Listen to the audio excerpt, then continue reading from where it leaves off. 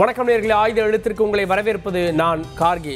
பல்கலைக்கழகங்களுடைய வேந்தர் முதலமைச்சர் தான் அப்படின்னு அனுப்பப்பட்ட தீர்மானம் உச்சநீதிமன்றம் அந்த தீர்மானங்கள் அந்த மசோதாக்கள் எல்லாம் ஒப்புதல் கொடுத்து நிறைவேறியதாக எடுத்துக்கொண்டது. அதன்படி பார்த்தா முதலமைச்சர் தான் பல்கலைக்கழகங்களுடைய வேந்தர். ஆனால் ஆளுநர் அவர்கள் துணைவேந்தர்களுடைய கான்ஃபரன்ஸ் மாநாட்டிற்கு அழைப்பு விடுத்திருக்கிறார். 25-26ஆம் தேதியில் நடக்க போகிறது, எல்லாரும் வாங்க அப்படின்னு சொல்லிட்டு.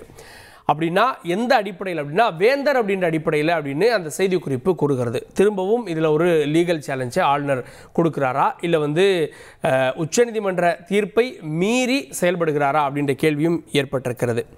நானே வேந்தர் தீவிரமடைகிறதா, ஆளுநர் விசஸ் முதல்வர் மோதல் விவாதிக்கிறோம். சிறப்பு விருந்தினோடு திமுக தரப்பிலிருந்து செய்தி தொடர்பாளர் திரு ராஜா தமிழ்மாறன் நிகழ்ச்சிக்கு அவரை வரவேற்கிறேன். மார்க்சிஸ்ட் கம்யூனிஸ்ட் கட்சியிலிருந்து பேராசிரியர் திரு அருணன் அவரையும் நிகழ்ச்சிக்கு வரவேற்கிறேன்.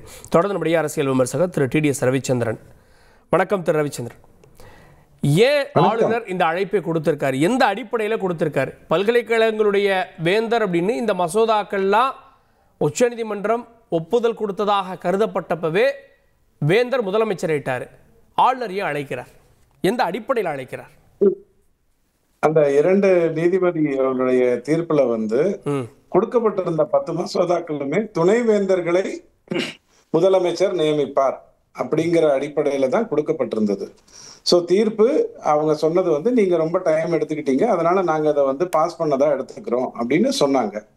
அப்ப துணைவேந்தர்களை நியமிப்பதற்கான அதிகாரம் முதலமைச்சரிடம் போயிருக்கு அப்படிங்கிறது தான் அந்த தீர்ப்பு சொல்லியிருக்க ஒழிய வேந்தராக யார் இருக்க வேண்டும் யார் இருக்கக்கூடாதுங்கிறத பத்தி அது விவாதிக்கவே இல்லை அப்படிங்கிறது முதல் பாயிண்டா நான் எடுத்து வைக்கிறேன். 2வது நீங்க புரிஞ்சு கொள்ள வேண்டியது என்னன்னா, ஆளுநர் தரப்புல இருந்து ஏதாவது ஒரு தவறு நடந்திருக்கு இந்த விஷயத்துல, அல்லாது அம்பேத்கர் சொன்னதுல இருந்து எங்கேயோ ஒரு இடத்துல அவர் வேறுபட்டுட்டார் மாறுபட்டுட்டார் அப்படின்னு நீங்க பேசுவீங்கன்னு சொன்னால் அது எது பற்றி இருக்கும்னு சொன்னா, 2வது முறையாக சட்டசபை திருப்பி அனுப்பும் பொழுது ஒரு மசோதாவை ஜனாதிபதியிடம் அனுப்பதற்கு அவருக்கு உரிமை இல்லை, அவர் ஓகே பண்ணணும் அப்படிங்கிற மாதிரியான மரபையோ விதியையோ சட்டத்தையோ தெளிவா சொல்றாங்க. நம்பர் 1. ஆனா சுப்ரீம் கோர்ட் கொடுத்த அந்த தீர்ப்புல எங்க பிரச்சனை வருதுன்னு சொன்னா, இந்த மசோதாக்களை பற்றி பேசலாம், ஏன்னா அதுதான் தமிழகம் வைத்திருக்கிற கேள்வி. ஆனால் ஆளுநருக்கு 10 நாள் 30 நாள் டைம் கொடுக்குறேன், ஜனாதிபதிக்கு 30 நாள் டைம் கொடுக்குறேன்னு போனதுனால இந்த பெஞ்சுக்கு அதுக்கான அதிகாரம் இல்லை, அது கான்ஸ்டிடியூஷனல் பெஞ்ச் தான் அதை கொடுக்க வேண்டும் அப்படிங்கிற ஒரு கருத்தோட மத்திய அரசு செயல்படுவதாக நான் அறிகிறேன். அதைத்தான் கவர்னர் அவர்களும் வலியுறுத்துறாரு. நான் அதாவது துணைவேந்தர்களை நியமிப்பார் அப்படின்னா வேந்தரா யார் செயல்படுவா அப்படின்ற கேள்வியை அதுக்கு அடுத்து முன் வச்சாங்க. திரு வில்சன் அவர்கள் சொன்னார் வேந்தராக முதலமைச்சர் செயல்படுவார். அதை தான் இந்த மசோதா சொல்லுது, அதை தான் உச்சநீதிமன்றம் பாஸ் பண்ணிருச்சு அப்படின்னார். வில்சன் சுப்ரீம் கோர்ட் நீதிபதியான உடனே அவர் சொல்றது நானும் நீங்களும் கேட்டாக வேண்டும். ஆனா சுப்ரீம் கோர்ட் அது கொடுத்திருந்த தீர்ப்புல இந்த மசோதாக்கள் காலதாமத காரணத்துக்காக நான் எடுத்துக்கிறேன், இதை ஒப்புதல் கொடுத்ததா நான் எடுத்துக்கிறேன்னு சொன்னதுதான் எனக்கு தெரிஞ்சு நான் படிச்சது. அப்படி இருந்திருந்தால் அந்த 10 மசோதாக்களுமே, அதாவது மீன்வளத்துறை, வேளாண் துறை, கால்நடை, டாக்டர் அம்பேத்கர் துறை, பேசினது எல்லாமே துணைவேந்தர் பதவியை முதலமைச்சர் நியமிப்பார். ஏன்னா இது காலதாமதம் ஆயிடுச்சு, 22 யூனிவர்சிட்டியில 10 யூனிவர்சிட்டியில துணைவேந்தர் இல்லாம இருக்கு அப்படிங்கிறதுலாம் தான் அடுக்கப்பட்ட விஷயம். வேந்தராக யார் இருக்க வேண்டும்ங்கிற விவாதம் அந்த மசோதாக்களிலும் வரவில்லை, நீதிமன்றத்திலும் வரவில்லை, அந்த நீதிபதிகளும் சொல்லவில்லை. ஒரே நிமிஷம், 2 கோரிக்கை வச்சாங்க. ஒன்னு, 7 பல்கலைக்கழகங்கள்ல வேந்தர்களை துணைவேந்தர்களை நியமிக்க முடியல, அதில் இந்த செலக்ட் கமிட்டி போடுறது இதிலெல்லாம் பிரச்சனை இருக்குது, ஆளுநர் பிரச்சனை பண்ணுறாரு அப்படின்னு ஒன்று. இன்னொன்று, வேந்தராக முதலமைச்சர் தான் இருப்பார் அப்படின்னு அனுப்பப்பட்ட மசோதாக்கள். ஆனால் நீங்கள் 2ஐயும் குழப்பிக்கிறீங்கன்னு நினைக்கிறேன்.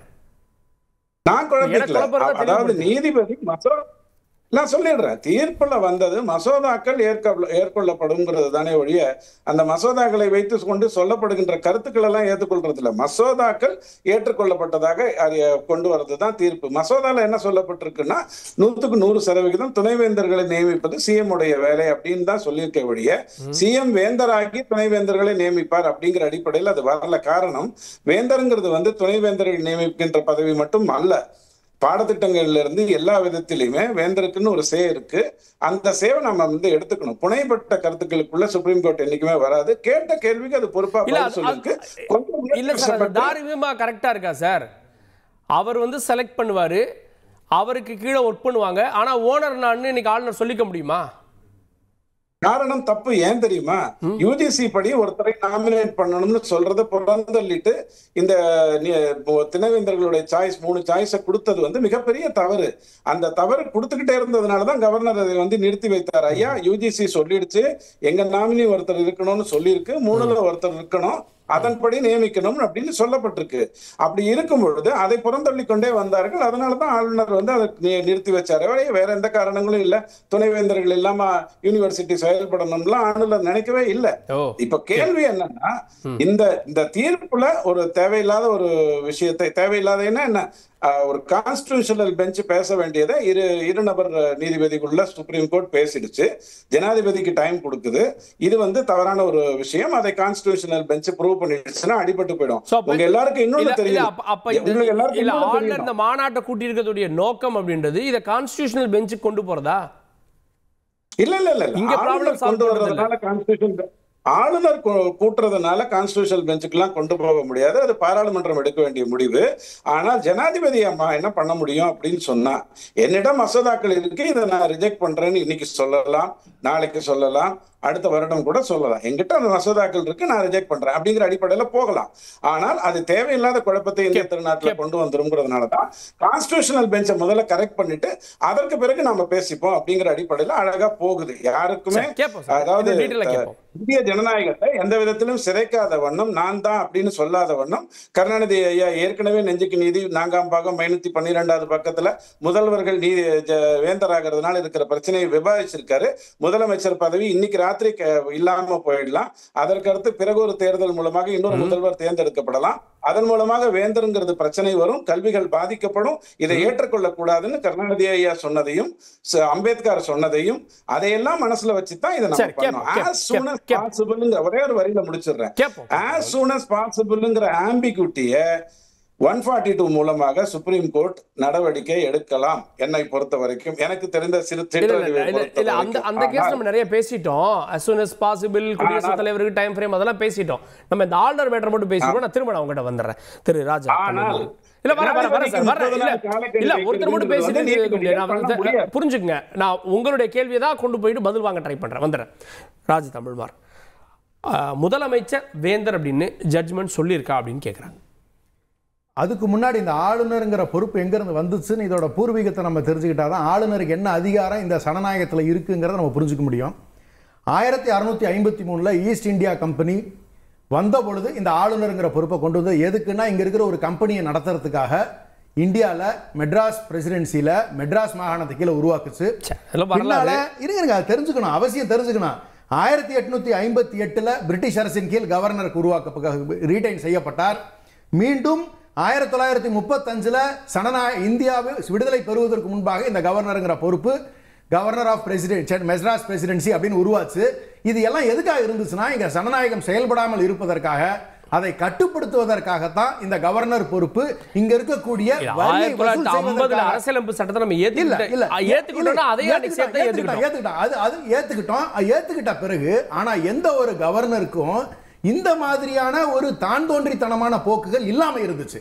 நீங்க ஒரு கவர்னருடைய பொறுப்புங்கிறது ஒரு எந்த விதத்துல வேந்தரா வச்சிருந்தாங்கன்னு சொல்லி சொன்னா அதனுடைய நோக்கம் என்னவா இருந்துச்சுங்கிறத நான் தெளிவா உங்களுக்கு சொல்லிடுறேன். ஏன் இது வேந்தரா ஒரு கவர்னர் இருந்தாங்கிறது காரணம் அரசியல் காரணங்களுக்காக, அரசியல் தலையீடுகள் கல்லூரிகளில் இருக்கக்கூடாதுங்கிற ஒரு உயரிய நோக்கத்தின் பால் அது கான்ஸ்டிடியூஷனல் பவர் அவருக்கு கொடுக்கப்படல. ஒரு தார்மீக அடிப்படையில் ஒரு நம்பிக்கையில கவர்னர் இருந்தால் நல்லபடியா நடத்துவாங்கிறதுக்காக அவர் கையில வழங்கப்பட்டிருந்தது. அது அவர் சரியா நடந்துக்காத பொழுது அவர் அண்ணன் சொல்லிக்கிட்டு இருந்தாங்க இல்லையா, 2 விஷயம். அதாவது அவர் ரொம்ப கிளியரா சொல்லிட்டார் அண்ணன், எல்லா விஷயத்தையும் என்னென்ன அவங்களுடைய அஜெண்டாங்கிற சொல்லிட்டாரு. சிலபஸ் தலையீடு முதற்கொண்டு ஆளுநருக்கு வேந்தருக்கு அதிகாரம் இருக்கு அப்படின்னு சொல்றாரு. 2வது என்ன சொன்னா, இன்னும் ரொம்ப முக்கியமான விஷயத்தை நீங்க பார்க்கணும். இவர் ஆளுநர் அவர்கள் கடந்த 3.5 ஆண்டுகளாக நடந்து கொண்ட விதம்ங்கிறது ஆளுநராக நடந்து கொள்ளவில்லை. பாரதிய ஜனதா கட்சியினுடைய RSS அமைப்பினுடைய கைக்கூலியாகத்தான் நடந்துட்டாரு. அதற்கு கடைசியா நிறைவா ஒரு பெரிய உதாரணத்தை சொல்றேன். ஒரு காலேஜ்ல போய் நீங்க ஜெய் ஸ்ரீராம் சொல்றீங்கன்னு சொல்லி சொன்னா நீங்க RSS அஜெண்டால இல்லாதவங்களா நீங்க வேற எப்படி இருக்க முடியும்? அப்படிப்பட்ட ஒரு ஆளுநரை எப்படி நீங்க வந்து கல்லூரிகள் நடத்துவதற்கு அதற்கு வேந்தரா இருக்கிறதுக்கு அனுமதிக்க முடியும்? இது வந்து மக்களை ஏற்றுக்கொள்ள முடியாத ஒரு சமாச்சாரம். அது மட்டும் இல்லாம கோர்ட் தெளிவா ஒரு தீர்ப்பை சொல்லிடுச்சு. என்ன சொல்லிருக்கு? ரொம்ப அழகா அவரே ஒத்துக்கிட்டு, ஆனா அதே கான்ட்ராடிக்ட் பண்றாரு. மசோதா ஏற்றுக்கொள்ளப்பட்டதான். அந்த மசோதால சொன்ன அர்த்தம் வந்து இல்ல, அந்த மாதிரி அர்த்தம் கிடையாதுன்னு சொல்லி சொல்றாரு. மசோதா ஏற்றுக்கொள்ளப்பட்டது. அவன் கேக்குறது எங்கேயாவது முதலமைச்சர் தான் வேந்தர்னு ஜட்ஜ்மெண்ட்ல இருக்கா அப்படின்னு ஒன்னு கேக்குறாங்க. நாளைக்கு இது கண்டெம்ட்டா போகுமா அப்படினா இந்த இரண்டு மசோதால சொல்லி இருக்கக்கூடியது அவர்தான் வேந்தராக செயல்படுத்துவார்னு சொல்லும் பொழுது அந்த மசோதா ஏற்றுக்கொள்ளப்பட்டது அப்படின்னா அவருக்கு நியமன பொறுப்புன்னு ஒன்று வந்துருச்சுனாவே அவர் தானே வேந்தராகிறாரு.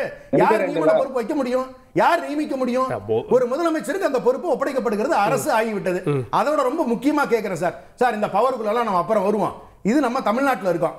தமிழ்நாடு அரசினால் உருவாக்கப்பட்ட கல்லூரிகள், தமிழ்நாட்டு மாணவர்கள் நலனுக்காக நடக்கக்கூடிய பல்கலைக்கழகங்கள், இந்த மாநிலத்தில் இந்த மக்களினுடைய பண்பாட்டுக்கு இவர்களுக்கு என்ன சிலபஸ் வேணும், இவர்களுக்கு எந்த முறையான கல்வி வேணும் அப்படிங்கறத முடிவு பண்ற அதிகாரத்தை இந்த தமிழ்நாட்டினுடைய நலன், தமிழ்நாட்டினுடைய நாகரிகம், பண்பாடு எதுவுமே தெரியாத ஒரு ஆளுநர் வந்து கதை சொல்றாரு. அத கேட்டு இல்ல சார், எல்லா மாநிலத்திலும் அப்படிதானே இருக்கு. எல்லா மாநிலத்திலும் இல்ல, மத்தவங்க யாரும் ஜெய் ஸ்ரீராம் போய் சொல்லல. ஆனா இத ஒரு முதலமைச்சர் எடுத்து நடத்துவதுதான் இதுக்கு முறையா இருக்கும். இந்த மக்களினுடைய தேவை என்னங்கிறது முதலமைச்சருக்கு தெரியுமா இல்ல ஆளுநருக்கு தெரியுமா? நீங்க தெளிவா சொல்லுங்க. அதான் ஒரு தார்மீக பொறுப்புல உங்க கையில ஒரு அவரே கேக்குறாரு. முதலமைச்சர் வந்து அரசியல் தலையீடு வந்து அதான் கேக்குறாரு. கான்ஸ்டிடியூஷனலா கவர்னருக்கு நீங்க தான் வந்து வேந்தரா இருக்குன்னு எங்க சார் இருக்கு? சொல்லுங்க சார். கிடையவே கிடையாது. இது ஒரு தார்மீக பொறுப்புல அவர் கையில ஒப்படைக்கப்பட்டிருக்கு.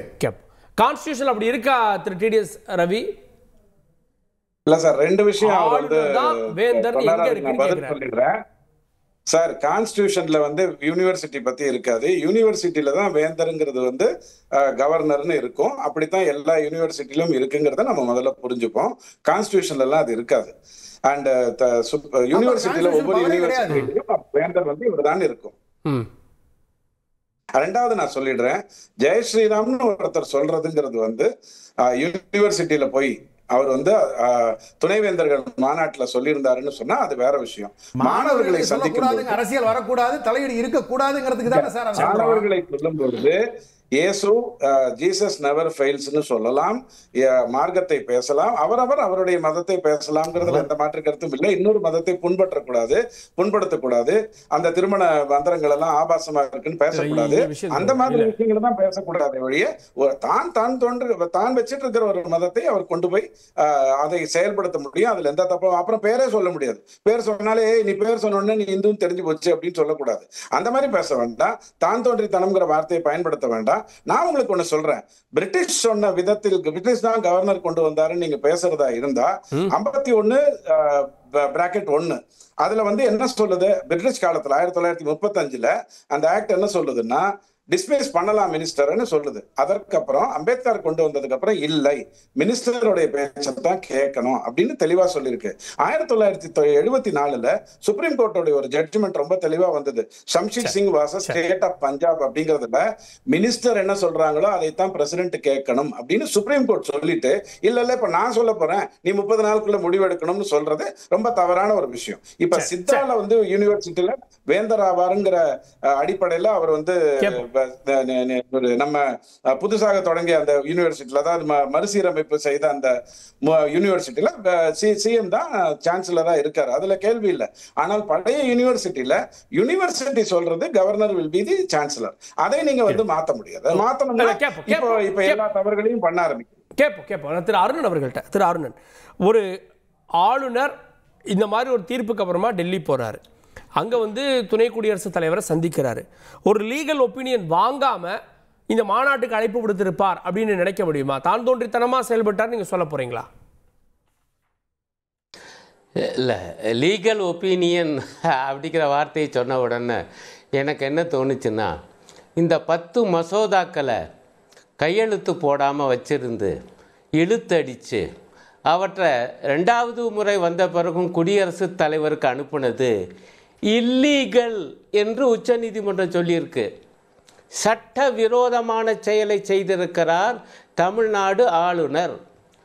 இப்படி ஒரு தீர்ப்பு வந்த பிறகு அதை விட அபூர்வமான விஷயம், இவர் கையெழுத்து போடாலும் பரவாயில்ல, அந்த 10 மசோதாக்கள் சட்டமாகிவிட்டன என்று எங்களுக்குள்ள அதிகாரத்தை வைத்து நாங்கள் தீர்ப்பு சொல்கிறோம் என சொல்லி அது சட்டங்களாக ஆன பிறகும் இந்த திரு RN ரவி ஆளுநர் பதவியில் ஒட்டிக்கிட்டு இருக்கலாம். ஐயா, மனச்சாட்சி இருந்தால், உண்மையிலே ஒரு சுயமரியாதை இருந்தால் இந்நேரம் அவர் ராஜினாமா செய்துவிட்டு போயிருக்கணும்.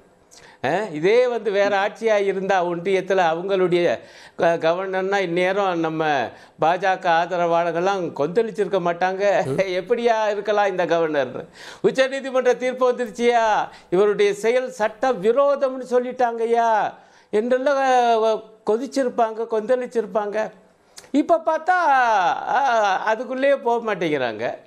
இதில் இவர் நியாயப்படி ராஜினாமா பண்ணியிருக்கணும்.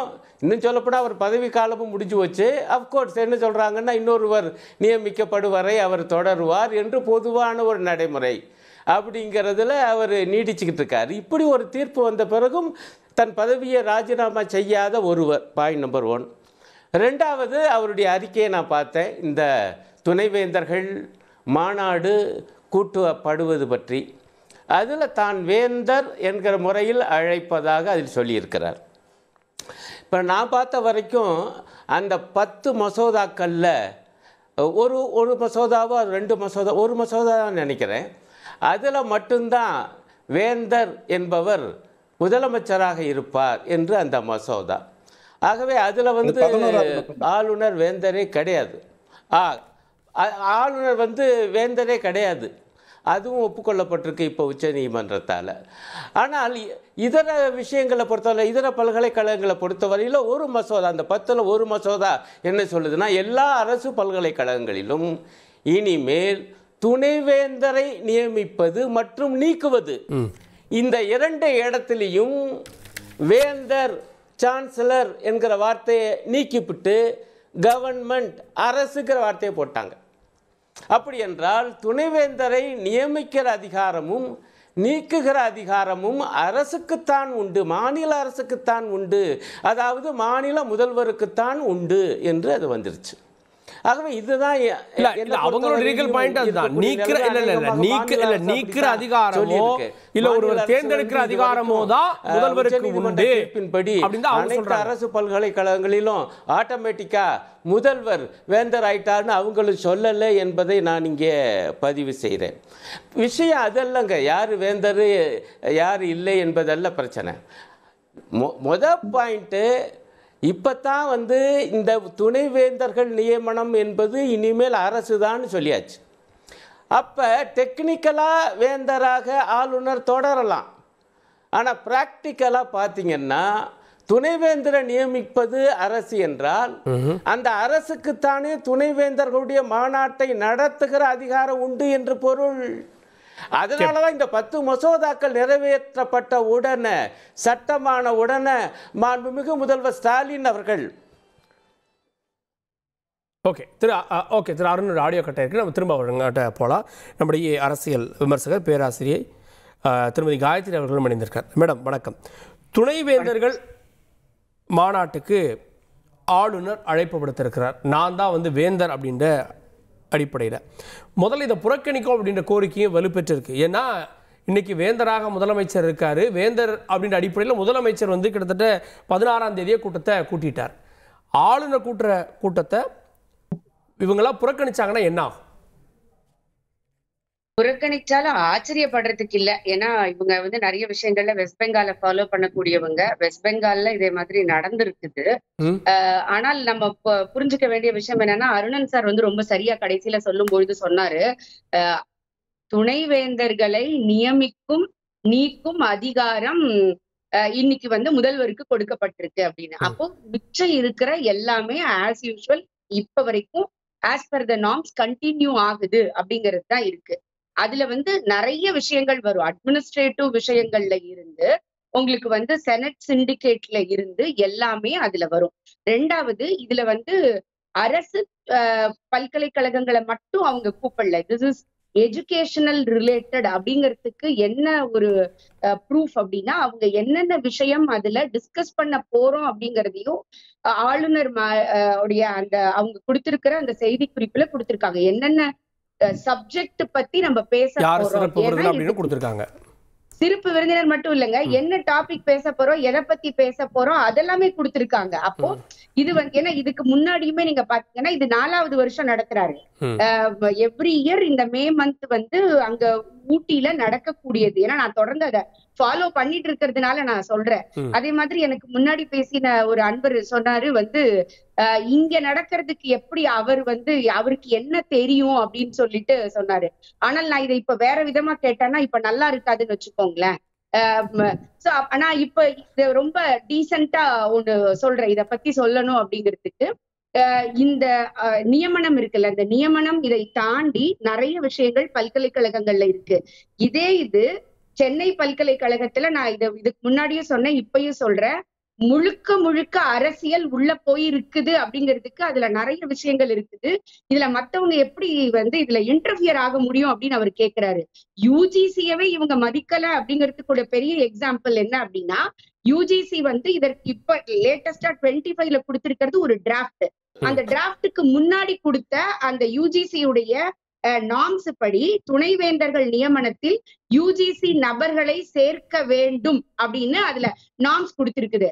அதுலதான் ஃபர்ஸ்ட் ரிஃப்ட் வந்து ஆளுநர் அவர்களுக்கும் தமிழ்நாடுக்கும் முதல்வர் அவர்களுக்கும் வந்ததுன்னு வச்சுக்கோங்களேன். அங்க தமிழ்நாட்டுல இருக்கக்கூடிய கல்வி அமைச்சர் நாங்க வந்து யூஜிசி நாமினிய அப்பாயிண்ட் பண்ண மாட்டோம்னு அவங்க சொன்னாங்க. ஆனா ஆஸ் பர் த ரூல்ஸ் அப்படி இருக்குங்கிறதுனால நான் இந்த சர்ச் கமிட்டிக்கு அப்ரூவல் பண்ண மாட்டேன்னு சொன்னாங்க. அப்படி அப்ரூவ் பண்ணாமல் நியமிக்கப்பட்ட துணைவேந்தர்களுடைய நியமனம் செல்லாது அப்படிங்கிறது ஏற்கனவே கல்கட்டாலையும் பஞ்சாப்லயும் இதே சுப்ரீம் கோர்ட் சொல்லிருக்கு. நாளைக்கு இந்த சுப்ரீம் கோர்ட் வந்து மாத்தி கூட தமிழ்நாடு விஷயத்துல சொல்லலாம். ஆனால் இதற்கு முந்தி இப்ப லேட்டஸ்டா வந்தது படி கல்கட்டாலையும் பஞ்சாப்லயும் இந்த துணைவேந்தர்கள் நியமனத்துல நார்ம்ஸ ஃபாலோ யூஜிசி நார்ம்ஸ ஃபாலோ பண்ணல, அதனால இதை ஏற்றுக்கொள்ளப்படாது அப்படின்ட்டு அவங்க அதை வந்து துணைவேந்தர்கள் நியமனத்தையே வந்து டிஸ்குவாலிஃபை பண்ணாங்க. சோ இன்னைக்குமே பிரச்சனை அதுல ஆரம்பிச்ச பிரச்சனை தான். இன்னைக்கு நீங்க இதே போல திரும்பவும் யூஜிசி நார்ம்ஸ் இல்லாம முதல்வர் அவர்கள் ஒரு சர்ச் கமிட்டி போட்டு அங்க போச்சு அப்படின்னு சொன்னா அந்த இடத்துல திரும்பவும் பிரச்சனை வரும். இதுதான் ஸ்டூடெண்ட்ஸ் பாதிக்கக்கூடிய விஷயம். 7 வருஷமா யூஜிசி மேடம் அது வந்து துணைவேந்தர்கள் நியமனத்துல இப்போ அவங்க என்ன சொல்றாங்கன்னா முதலமைச்சர் கூட்டிட்டாரு, அதுக்கு போட்டியா அவர் கூட்டுறாரா அப்படின்ற ஒரு கேள்வி வைக்கிறாங்க. நீங்க அவர் வந்து என்ன பேசினாரு, பகுத்தறிவை பரப்பாதீர்கள்னு பேசினாரு. ஆனால் நீங்க இதே மெட்ராஸ் யூனிவர்சிட்டியில வந்து எப்படி சொன்னது ஏங்க ஃபர்ஸ்ட் பகுத்தறிவை ஒவ்வாத விஷயங்களை பரப்பாதீர்கள் அப்படின்னு முதலமைச்சர் சொல்றாரு. ஓகேங்களா? அப்ப எது பகுத்தறிவு? How to spread Christianity in India அப்படிங்கிறதும் what is the need for this மார்க்கம் அப்படிங்கிறதும் ஹிஸ்டரி டிபார்ட்மெண்ட் ஹிஸ்டரி அண்ட் ஆர்கியாலஜில அதற்கு சம்பந்தமே இல்லாத சிவகுமார் BE MBA அப்படி ஹைதராபாத்ல இருந்து கூட்டிட்டு வந்து நடத்த போறோம்னு ஒரு மெட்ராஸ் யூனிவர்சிட்டியில ஒரு ஹிஸ்டரி டிபார்ட்மெண்ட்ல போடுறது. அப்ப இது எந்த விதத்துல நியாயம்னு நீங்க சொல்றீங்க? எது போட்டி, எது அரசியல் உள்ள புகுறது? ஒரு இல்லம் தேடி கல்வினா நான் நீங்க பேசும்போது குறுக்க பேசல, உங்களுடைய வாய்ப்பு வரும்போது நீங்க அதை மறுத்து பேசுங்க. ஓகேங்களா? சோ அப்போ இங்க முழுக்க முழுக்க அரசியல் பண்றது யாருன்னு பாருங்க. அஜெண்டா போல அங்க என்ன டிஸ்கஸ் பண்ணப்பட போகுதுன்ற விஷயத்தை கூட இன்னைக்கு ஆளுநர் அவர்கள் சொல்லி இருக்கிறாரு. அருணன் அவர்கள் சொன்னது போல இன்னைக்கு நியமனம் அந்த அதிகாரம் முதல்வரிடத்தில் போயிருக்கிறதே தவிர மத்த இது இன்னைக்கு வரைக்கும் as per the norms continue ஆகுது. சோ கல்வியை பத்தியும் உயர்கல்வி இன்னைக்கும் கன்கரண்ட் லிஸ்ட்ல தான் இருக்கு. கன்கரண்ட் லிஸ்ட்ல இருக்கிறதுனால அவர்களுடைய ரெப்ரசன்டேட்டிவா ஜனாதிபதி அவர்களுடைய ரெப்ரசன்டேட்டிவா இவர் வந்து பேசுறதுக்கு அவருக்கு எல்லா அதிகாரமும் இருக்கிறது. அதனாலதான் அவர் கூப்பிட்டிருக்கிறாரு. இது முழுக்க முழுக்க எஜுகேஷன் சம்பந்தப்பட்ட விஷயம், அரசியல் அல்ல. ஓகே, திரு ராஜா தமிழ்மாறன், தமிழக அரசு மேல்முறையீடு செய்ய போகிறதா இந்த விவகாரத்துல? அது பொறுத்திருந்து பார்க்க வேண்டிய விஷயம். அது கேள்விக்குறி ஆன பிறகு நம்ம அதை பத்தி யோசிக்க வேண்டிய விஷயம். இப்போ அதை பொறுத்த வரைக்கும் தெளிவான ஒரு ஜட்ஜ்மெண்ட்டை கொடுத்த பிறகு இனி ஆளுநர் எப்படி நடந்துக்கிறாருங்கிறத பொறுத்து தான் வந்து மற்ற நிகழ்வுகள் எல்லாமே தொடரப்போகுது. அதுக்கு முன்னாடி நான் சகோதரி காயத்ரி அவர்கள் கேட்டதுக்கு ஒரு சிலது பதில் சொல்லணும். ஆளுநர் அவர்கள் பலமுறை மாநாடுகள் நடத்தியிருக்கிறார் அப்படின்னு சொல்லி சொன்னார். அத்தனை மாநாடுகள்லையும் நேஷனல் எஜுகேஷன் பாலிசி 2020 இம்ப்ளிமெண்ட் பண்ணுறதுக்கான இன்ஸ்ட்ரக்ஷன்ஸை கொடுத்து முழுக்க முழுக்க இந்த சமுதாயத்தை பின்னுக்கு தள்ளுவதற்கான முயற்சிகளில் தான் ஈடுபட்டுக்கிட்டு தொடர்ந்து ஆளுநர் வந்தாரே ஒழிய எந்த ரூபத்திலையும் ஆக்கப்பூர்வமான இன்னைக்கு சொல்றாரு பார்த்தீங்களா, ஆர்டிஃபிஷியல் இன்டெலிஜென்ஸை பற்றி பேச போகிறோம், மற்ற நிறைய புது புது டெக்னாலஜியை பற்றி பேச போகிறோம். இது எதுவுமே கடந்த காலங்களில் அவர் பேசலைங்கிறது சகோதரிக்கு தெளிவாக தெரியுங்கிறத நான் சொல்கிறேன். இன்னைக்கு முதலமைச்சர் இன்னைக்கு இதெல்லாம் பேசியிருக்கார். நம்மளுடைய பார்வை, நம்மளுடைய நோக்கம் மாணவர்களை உலக அரங்கிற்கு கொண்டு செல்வதற்காக அப்படிதான் இருக்கே ஒழிய எந்த ரூபத்திலையும் பின்னோக்கி அழைத்து செல்வதற்காக பழைய புதைகுழியில் இருக்கக்கூடிய பிணங்களை தோண்டி அரசியல் செய்வதற்காக இல்லைங்கிறத தெளிவாக சொல்லிட்டு, இது எல்லாத்துக்கும் அடிப்படை காரணம் எங்க தெரியுங்களா பிரச்சனை வந்துச்சு? சென்ற ஆட்சி நம்மளுடைய இன்றைய எதிர்க்கட்சி தலைவர் எடப்பாடி பழனிசாமி ஐயா அவர்கள் இந்த யூஜிசி ஏற்புரைக்கு பல்வேறு விதங்களில் அனுமதி கொடுத்தது தான் இருக்கக்கூடிய பெரிய கேடு. தமிழ்நாட்டுக்கு இவ்வளவுதாங்கிறது இல்லை, முழுக்க முழுக்க பாரதிய ஜனதாவினுடைய பொம்மலாட்ட ஆட்சியை கடந்த முறை நடத்தினதோட விளைவு தான் ஆளுநர் அவர்கள் வெளி மாநிலங்களில் இருந்து கொண்டு வந்து இங்க துணைவேந்தர்களை நியமனம் பண்ணதெல்லாம் அப்பவே அனுமதிச்சிருக்க கூடாது. அதையெல்லாம் ஒத்துக்கிட்டது தான் இன்னைக்கு என்ன ஆகுதுன்னு கேட்டீங்கன்னா, யூஜிசியில இருந்து நாங்க சென்ட்ரல் கவர்மெண்ட்ல இருந்து தனியா ஒரு ஆளை கொண்டு வந்து சேர்த்துவோம் கமிட்டியில. அது சம்பந்தப்பட்ட கேஸ் வந்தா நாளைக்கு முதலமைச்சரே கேஸ் வர்றதுங்கிறது ரெண்டாவது. ஆனா கேஸ்ன்னு வர்ற நிலைமைக்கு கொண்டு போய் ஒரு தவறான பிரெடிசென்ட்டை செட் பண்ணது யாரு? அவங்களோட கவர்மெண்ட்ல அவங்க பண்ணுனது. இன்னைக்கு அந்த பேய் பிசாசெல்லாம் அவுத்து விட்டது எல்லாத்தையும் இழுத்து கட்டி வச்சு ஆணி அடிச்சு வச்ச கதையா தான் இருந்துகிட்டு இருக்கு. அப்ப இதை மீண்டும் நான் தெளிவா சொல்றேன், இந்த மாதிரியான முறைகேடுகளை இந்த அரசு எந்த காலத்திலும் அனுமதிக்காது. நீங்க யூஜிசி நியமனத்தை ஒத்துக்க மாட்டேன், யூஜிசில இருந்து ஒரு எதுக்கு சார் இங்க ஒரு தனியா ஒரு மெம்பர் தேவையா? ஏன் இருக்கிற எங்களுக்கு நடத்திக்க தெரியாதா? இங்க இருக்கிற பல்கலைக்கழகங்கள் ஏதாவது தவறா நடக்குதா? இல்ல ஏதாவது பிரச்சனை இருந்துகிட்டு இருக்கா? எங்க இருந்து உங்களுக்கு புதுசா அப்படி ஒரு ஐடியா வருது? வெளி மாநிலத்திலிருந்து இங்க கொண்டு வந்து போட வேண்டிய அவசியங்கள் எங்க வருது? யூஜிசியோட ரெக்கமெண்டேஷன்ஸே நம்ம ஒத்துக்க மாட்டோம். யூஜிசி ஆக்டே இன்னும் வந்து நம்ம வந்து பெரிய அளவில் நம்ம வந்து ஒத்துக்க முடியாத நிலையில நிறைய தவறுகள் இருக்குங்கிறத சுட்டி காட்டிக்கிட்டு இருக்கோம். அதை எதுக்கு அந்த அக்கா இங்க கொண்டு வந்து சொல்லிக்கிட்டு இருக்காங்க? அப்ப இது எல்லாமே ஒரு தவறான எக்ஸாம்பிள். நீங்க ஆளுநர் அவர்கள் கடந்த அவருடைய மாநாடுகள் எல்லாம் வந்து சும்மா வந்து போலித்தனமான வேலைகள், பிற்போக்குத்தனமான சிந்தனைகளை புகுத்துவது, அதெல்லாம் மாத்தி சொன்ன உடனே தான் இன்னைக்கு அவங்களுக்கு பதறுது. அப்ப என்னமோ இவங்க வந்து மாணவர்களை சரியான திசைக்கு கொண்டு சென்று விடுவார்கள் அப்படிங்கிற ஒரு நோக்கம் இவங்களுக்கு பயம் வந்ததுனாலதான் இப்படி ஒரு குட்டையை குழப்புற வேலையை அவங்க செய்யறாங்கிறதா என்னுடைய அனுமானம். காயத்ரி பதில்.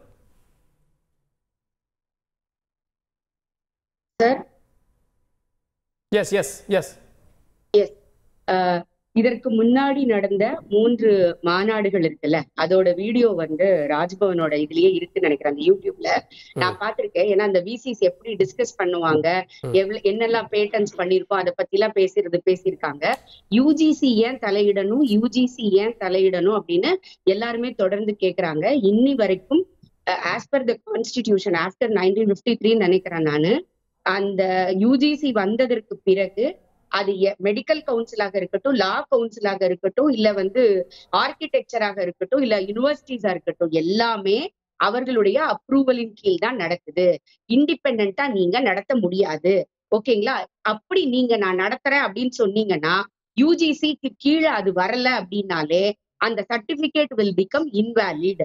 ரெண்டாவது, யூஜிசி எங்க இது ஏன் வரணும்னு கேக்குறீங்கல்ல, யூஜிசி ஒவ்வொரு பல்கலைக்கழகத்துக்கும் சம்பளம் கொடுக்கல, ஆனால் ஒரு லேபை எஸ்டாப்ளிஷ் பண்றதுக்கு, ஒரு பில்டிங்கை டெவலப் பண்றதுக்கு, புது கோர்ஸை டெவலப் பண்றதுக்கு, ரிசர்ச் சென்டரை டெவலப் பண்றதுக்கு அப்படின்னு ஒவ்வொரு யூனிவர்சிட்டிக்கும் 100 கோடி. என்னால வந்து அழகப்பா இதுக்கு எவ்வளவு கொடுத்திருக்காங்க, பாரதியார்ல எவ்வளவு கொடுத்திருக்காங்க, பாரதிதாசனுக்கு இங்க இருக்கக்கூடிய அண்ணா யூனிவர்சிட்டிக்கு எவ்வளவு கொடுத்திருக்காங்க அப்படின்னு அந்த மானிய குழு, அதனாலதான் அதோட பேரே வந்து அது. அப்படி கொடுக்கும் பொழுது அப்படி கொடுக்கக்கூடிய சென்டர்ஸ் ஒழுங்கா நடக்குதான்னு பாக்குறதுக்குள்ள உரிமை அவர்களுக்கு. இன்னைக்கு யூஜிசி யார் சொல்றதை கேக்குறாங்க, ஆளுநர் யார் சொல்றதை கேக்குறாங்க, இதுல அரசியல் தலையீடு வரலையான்னு கேக்குறாரு.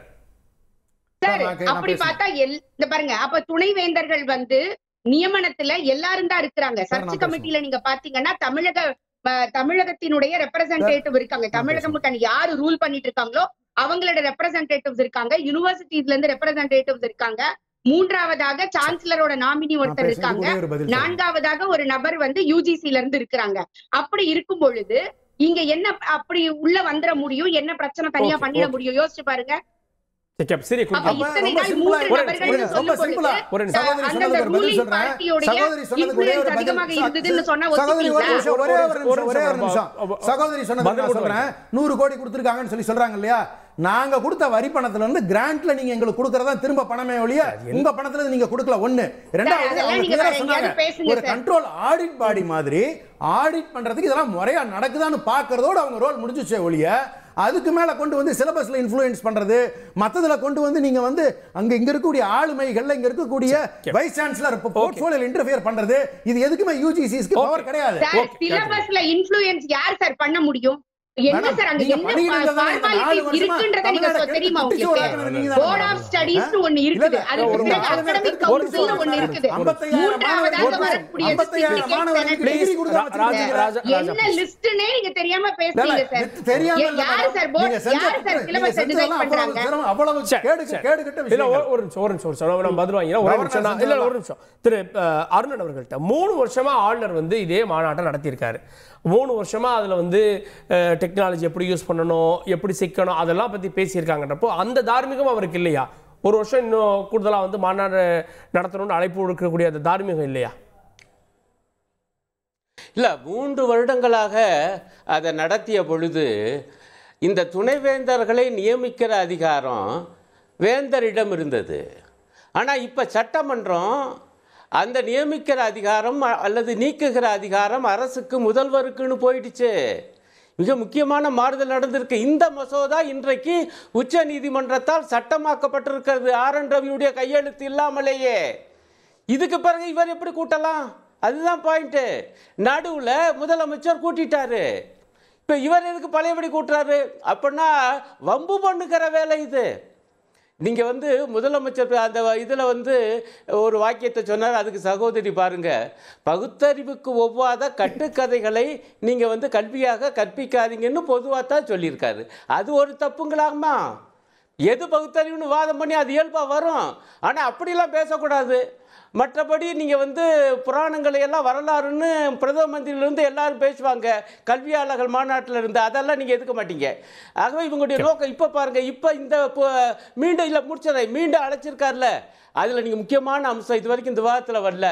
அவர் சொல்கிறாரு வந்து துணை ஜனாதிபதியை நான் அழைச்சிருக்கேன், அப்புறம் நான் தான் தலைமை தாங்கிறேன் கவர்னரு வேந்தர் என்கிற முறையில், அப்புறம் அங்கேருந்து ஒரு உயர் அதிகாரி, ஒரு அட்வைசரு உச்சியிலிருந்து அங்கேருந்து ஒருத்தர் சிறப்புரைக்காக கூப்பிட்டுருக்கேன். ஆனால் இணைவேந்தர்னு ஒருத்தர் இருக்கார்ல, ப்ரோ சான்சலர், அது யாரு? தமிழ்நாட்டுடைய உயர்கல்வித்துறை அமைச்சர். இவர் வேந்தராக இருக்கக்கூடிய பல்கலைக்கழகங்களுக்கு இணைவேந்தராக உயர்கல்வித்துறை அமைச்சர் இருக்கார். அவர் பேரே இல்லை அதுல. இது என்னங்க அநியாயம் இல்லையா? அக்கிரமம் இல்லையா?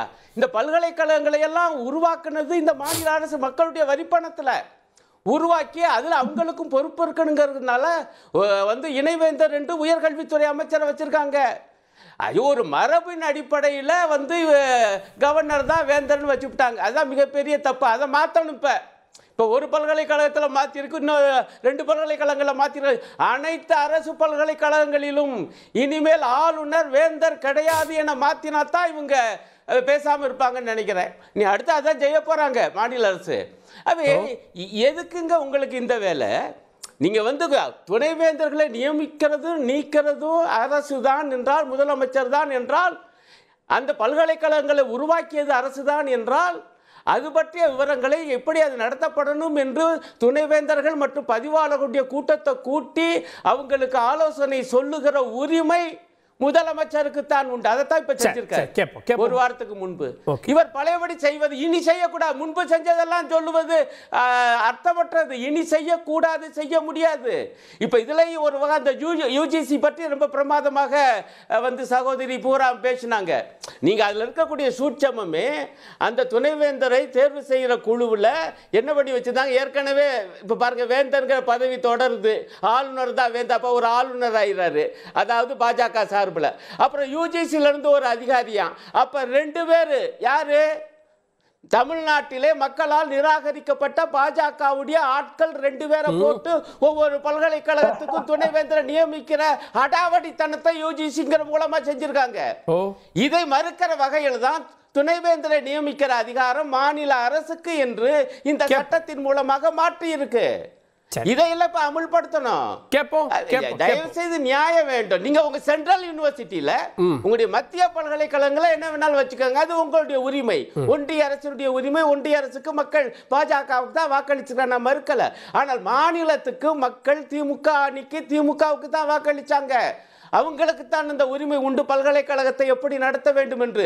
அதில் ஆளுநர் மூலமாக யுஜிசி மூலமாக மக்களால் நிராகரிக்கப்பட்ட பாஜகவை அதனுடைய மிக மோசமான மதவெறி கருத்தோட்டத்தை உள்ள புகுத்தலாம் என நினைத்தால் கண்டிப்பாக இங்கே எதிர்ப்பு எழும். திரு TDS ரவிச்சந்திரன், ஆளுநரையும் யுஜிசி நியமிக்கக்கூடிய இருவருமே பாஜக சொல்றதா கேட்பாங்க, அப்போ அங்க அரசியல் புகுந்துராதா அப்படின்னு கேட்கிறாங்க.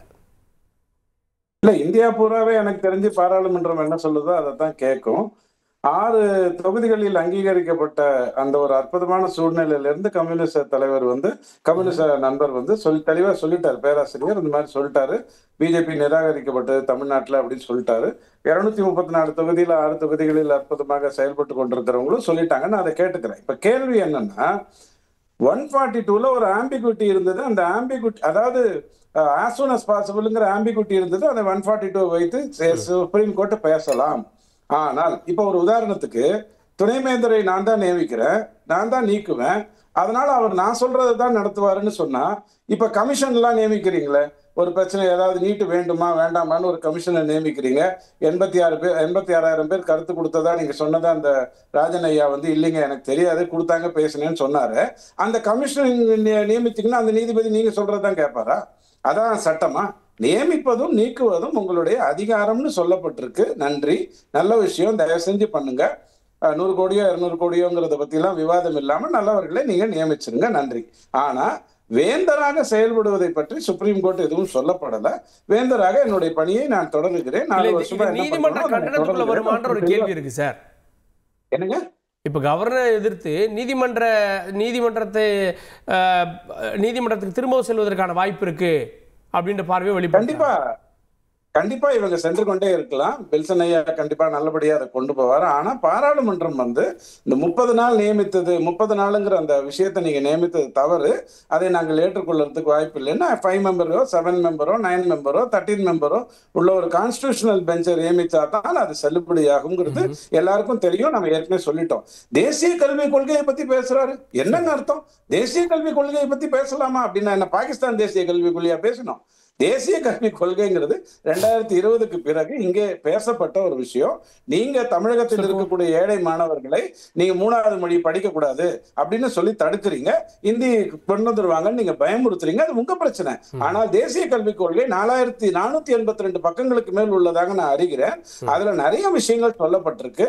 அது எல்லாமே அரசு பள்ளிகளை CBSE ஸ்டாண்டர்டுக்கு கொண்டு வர வேண்டும் என்கின்ற ஒரு நோக்கத்தோடு செயல்பட்டிருக்கு. அதுல RSS நண்பரோ அல்லது எந்த சித்தாந்தவாதியோ இல்லாமல் கிறிஸ்தவர் இருந்திருக்கிறார், இஸ்லாத்தவர் இருந்திருக்கிறார், வெளிநாட்டவர் இருந்திருக்கிறார். இவங்கெல்லாம் சேர்ந்து தேசிய கல்விக் கொள்கையை நியமிச்சிருக்காங்க. அதப்போ பெரிய பாவம் மாதிரி என்னங்க ISIS தீவிரவாதிக்கு போய் ஆள் அனுப்புறீங்க அப்படிங்கிற மாதிரி அதை எடுத்து சொல்லுவது ரொம்ப தப்புன்னு நான் எடுத்துக்கிறேன். அடுத்தது நீங்க பார்க்க வேண்டியது என்ன அப்படின்னு சொன்னா,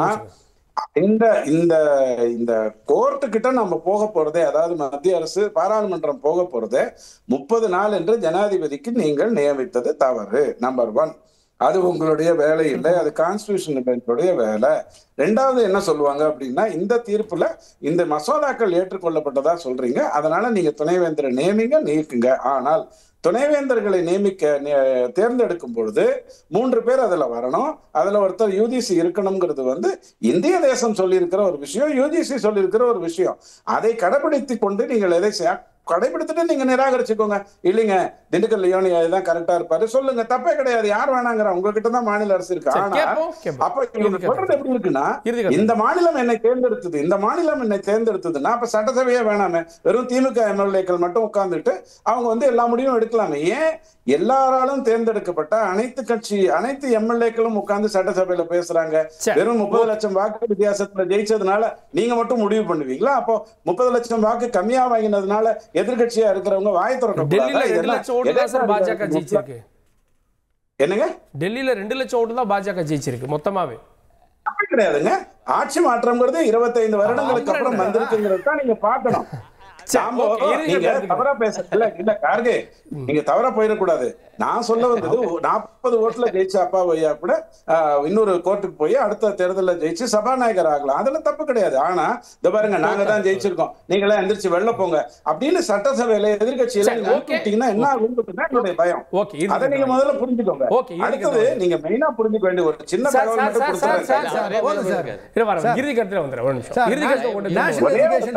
அண்ணனை தயவு செஞ்சு நல்லா படிக்க சொல்லி சொல்லுங்க.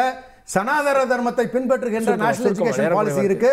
அதுல வந்து இன்னும் சொல்லி சொன்னா இவர்கள் ஜாதிய பாகுபாடு படிப்பை உயர் வகுப்பினருக்காகவும் பணம் இருக்கிறவர்களுக்குமாக மாற்றுகின்றதா நேஷனல் எஜுகேஷன் பாலிசி. இது இன்னொரு விஷயம் நான் ஒரு சுருக்கமா சொல்லி முடிச்சிடுறேன். ஒரு 154 ஏக்கர்ல உட்கார்ந்து இருக்கிறதுனால கவர்னர் ஒன்றும் வந்து பெரிய அதிகாரி இந்த மாநிலத்துக்கு ஆகிவிட மாட்டார். ஒரு சின்ன கதையை மட்டும் சொல்லிடுறேன். ஒரே நிமிஷம் நான் எடுத்துக்கிறேன், அதுக்கு மேல எடுத்துக்க மாட்டேன். வடநாட்டில் இருந்து ஏரோப்ளேன்ல இங்க வந்து 8 செயின் ஸ்நாச்சிங்க நடத்திட்டு திரும்ப ஃபிளைட்லயே ஏறி ஒருத்தர் வடநாட்டுக்கார ஓடி போயிடுறான். அவனை இன்னைக்கு போலீஸ் பிடிச்சிருக்கு. இதை நீங்க வேற ஏதாவது ஒப்பிட்டுக்கிட்டீங்கன்னா நான் பொறுப்பு இல்லை. ஆனா ஒப்பீடு இதுல இருக்கு, மன்னிக்கணும். இல்ல இது ஒப்பீடு அவர் தப்பு இது. அப்படியெல்லாம் இவங்க நடந்துக்க கூடாது. இங்க தமிழ்நாட்டை உறிஞ்சுவதற்கான இடமாக இதை மாற்றக்கூடாது. ப்ரொஃபசர் காயத்ரி, இறுதி கருத்து. சார், நீங்க விரும்பினாலும் விரும்பாவிட்டாலும் இன்னைக்கு வரைக்கும் அந்த ஸ்டேட்டஸ் கோ நியமிக்கிறது நீக்கிறதை தவிர மற்றது ஆளுநரிடத்தில் இருக்கிறது.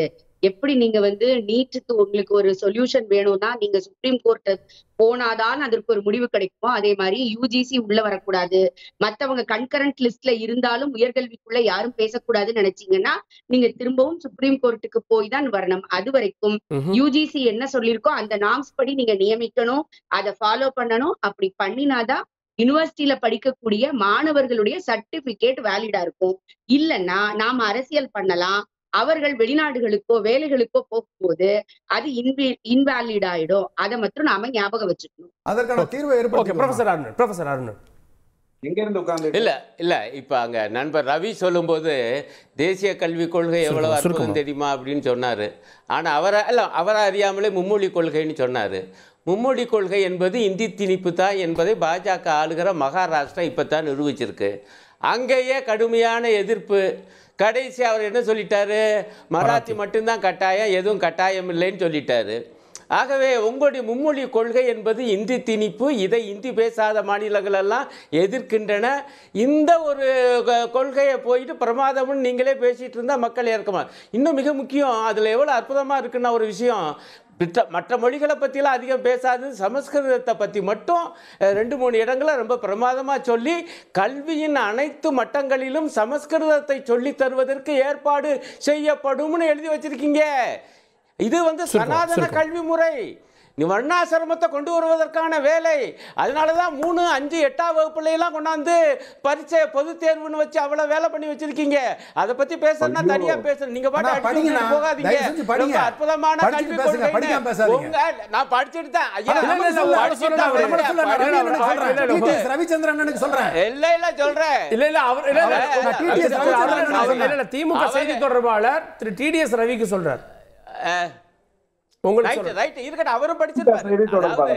நாம வந்து இல்ல அவரும் படிச்சிருப்பாரு. ஆனா விஷயம் என்னன்னா அவங்களுக்கு ஆதரவானது, அது சனாதன சிந்தனைக்கு ஆதரவானது, வர்ணாசிரமத்துக்கு ஆதரவானது. அதனாலதான் அந்த கொள்கையை தூக்கி பிடிக்கிறாங்க. நாம கண்டிப்பாக அதை எதிர்ப்போம். யூஜிசியை பத்தி ரொம்ப பிரமாதம். இல்ல யூஜிசியை பத்தி சகோதரி பயங்கரமா மிரட்டல் தோணியில பேசினாங்க. அது வெறும் ரூல்ஸ் தான், கைட்லைன்ஸ் தான். அதை ஏற்பதும் ஏற்பாததற்கும் மாநில அரசுக்கு உரிமை உண்டு. அதற்காகவும் போராடுவோம். வந்து பாருங்க, பாப்போம். 182 ஏக்கர் மேல கண்ணு வச்சுட்டாங்க ரேஸ் கோர்ஸுக்கு அப்புறம். அது அடுத்த தனியா பேசிக்கலாம். அதாவது 3ஆவது அத கவர்மெண்ட் ப்ராப்பர்ட்டி தான், கண்ணு வச்சுட்டாங்கன்னு சொல்றேன். 3-5-8ல ஃபைல் ஆக்குறதுங்கிறது சனாதனத்தில் கொண்டு வந்தது அப்படின்னு சொன்னா எனக்கு ஆச்சரியமா இருக்கு. ஏன்னா இந்த கிரேட் எல்லாம் குருகுலத்துல இருந்தது இல்ல. அடுத்தது ரொம்ப முக்கியமான ஒரு விஷயம் என்ன அப்படின்னு சொன்னா, இந்த துணைவேந்தர் நியமனத்தை முதல்வர் செய்வார், வேந்தராக வேந்தர் கண்டினியூ பண்ணுவார் அப்படிங்கிறதுல எந்த குழப்பமும் இல்லை. எனக்கு நீதிமன்றத்தின் மேல ஒரு சின்ன கோபம் இருக்கு அல்லது வருத்தம் இருக்கு. நீங்க முன்னுதாரணமா இருக்கணுங்கிற ஒரு எண்ணம் இருக்கு. 780 பேர் தான் அசட்டை சொல்லியிருக்கீங்க. 7800 ஜட்ஜுக்கு மேல இருக்கீங்க. 33% மேல சுப்ரீம் கோர்ட்ல குடும்ப உறுப்பினர்களா இருக்கீங்க, கொஞ்சம் அதை பார்த்துக்கோங்க. ஆயுள் தண்டனைங்கிறது எத்தனை வருஷம்ங்கிறது எப்பவாவது ஒரு முறை சொல்லிடுங்க. இதுல இரட்டை ஆயுள்னு வேற சொல்றீங்க. நான் செத்து போயிட்டு திருப்பி கொசுவா பிறந்து ஜெயில போய் மீதி 14 வருஷத்துக்கு கொண்டு வரணுமான்னு எனக்கு தெரியல. அதையெல்லாம் நீதிமன்றம் கண்டிப்பா ஏதோ ஒரு கட்டத்துல சொல்லும்னு நான் நம்புறேன். இந்த விவாதத்தில் நான் தெளிவா சொல்றேன், யூஜிசியில எந்த இடத்திலும் தேவையில்லாமல் சமஸ்கிருதத்தை பத்தி கான்ஸ்டிடியூஷன்ல அம்பேத்கர் அவர்கள் சொன்னாரு, அதை கூட கொண்டு வரவில்லைங்கிறது ஆணித்தரமா என்னால சொல்ல கிளியரா இருக்கு. 4.16 4.17 4.18 எடுத்து தயவு செஞ்சு படிங்க. NEP ல கிளியரா இருக்கு. NEP பற்றி ஒரு விவாதம் கொண்டு வாங்க கார்கே, நான் அதை புரிய வைக்கிறேன். அடிக்காதீங்க. சரி பாப்பா. ஓகே இந்த விவாதத்தோட முடிய போதா, அடுத்த நாட்கள் ஆளுநர் மாநாடு இல்ல கோர்ட் அப்படின்னு தொடர போகுதா, பொறுத்து பார்க்கலாம். விவாதத்தில் இணைந்த விருந்தினர்களுக்கு நன்றி, பார்த்தவங்களுக்கும் நன்றி நேயர்களே. தொடர்ந்து இணைந்தீர்கள் தந்தி தொலைக்காட்சியுடன்.